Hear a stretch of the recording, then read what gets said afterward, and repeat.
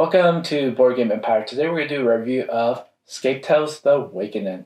Now, my wife and I played this game. We're not good at it. We want to be good at it, but it's just, some of the stuff is just way too hard. The clues are kind of vague, and the cards are, I don't feel they give enough information sometimes, but that could just be us. And like I said, we're not good at it. But we do enjoy pretty much like the hunt for the clues and some of the information. So the game is great in that aspect. Also, the components, the app, everything works, fine, excellent. So we're just gonna jump into the review.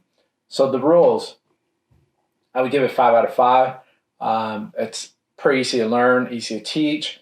Everything's outlined. Where you go, where you start, pages, where the hints are, everything pretty much works well. And I'll include the app into it because the app is pretty much part also the kind of the rules because you have to use the app. So 5 out of 5. Component quality, I would give it 5 out of 5. The board, which is like this little cardboard, it's really good. You have the circular wooden pieces. The cards are nicely made, kind of thin, but I wouldn't shuffle it. I would just shuffle it, inside out, front, back. I wouldn't shuffle it like you would at a poker game or something like that because it probably bend the cards. But great quality. Pretty much seems to be the standard nowadays. The cards are thin and they're not really where you can shuffle them.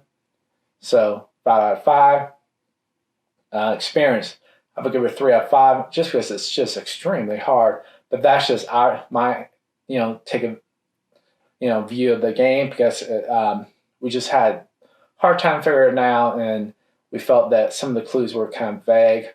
Even the hints, although they were good at times, most of the times I would say like 80% of the hints kind of don't guide you or help in any way. So maybe we're just not good at this, like I said. So that might be the reason. So 3 out of 5. Mechanics, I would give it 4 out of 5. We like how everything's set up, how the turn structure is, how you look up stuff, how the cards play out, and then the story and everything. By the way, this is probably the best story we've read so far. Even if you just want to, I wish they had the actual story where you just read it, because it is a good story. And so, they might, I didn't dive too much deep into the book, but I think you have to just follow each and every one to actually pretty much follow the story. But it's a good little short story. And there's plenty of pages, there's plenty of things to do. It's 180 to 360 minutes. So it does give you a lot of things to do for the time frame.